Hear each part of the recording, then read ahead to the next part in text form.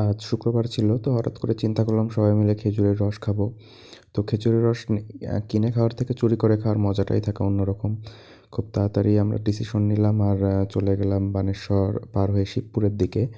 তো শিবপুরের দিকে যখন যাওয়াই হচ্ছে, তো তখন ওইখানকার যে সুন্দর একটা দুধ চা পাওয়া যায়, মোটামুটি বলতে গেলে খুবই নামকরা ওই জায়গাটা, মালাই চা। তো প্রথমে মালাই চা খেয়ে গা হাত পা গরম করে নিলাম বন্ধুরা সবাই। তারপর কিছু সময় ওখানে আড্ডা দিলাম।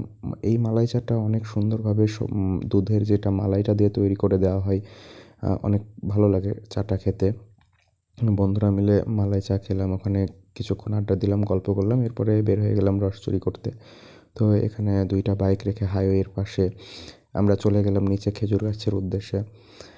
ওই যে দূরে আমি রসটা নামাইলাম, তো এরপরে হচ্ছে যতটুকু সম্ভব খুবই তাড়াতাড়ি করে জিনিসটা ছেঁকে নিলাম ওইখানে, কারণ ভাইরাসের কথা অবশ্যই মাথায় চিন্তা করতে হবে। এই জিনিসগুলো অবশ্যই, যদিও ছেঁকলে ভাইরাস যায় না, তারপরেও আসলে বছরে একবার তো এই জিনিস, যতই ভাইরাস থাকুক আর না থাকুক লোভ সামলানো যায় না। তো যতটুকু সম্ভব আমরা 3-4 হাঁড়ি নামানোর পর খুবই তাড়াতাড়ি করে সেখান থেকে রওনা দিই।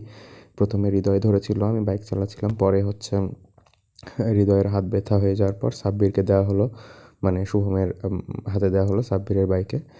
এরপরে কুমারপাড়া মোড়ে এসে আমরা, মানে ঈশ্বরের সৃষ্টি যে এত সুন্দর হতে পারে এই জিনিসগুলো না খেলে কেউ বুঝতে পারবেন না। এই ধরনের জিনিস আসলে মানুষের হাত দ্বারা বানানো কখনোই সম্ভব না। আর চুরি করে খাওয়ার মজাটা তো অন্যরকম।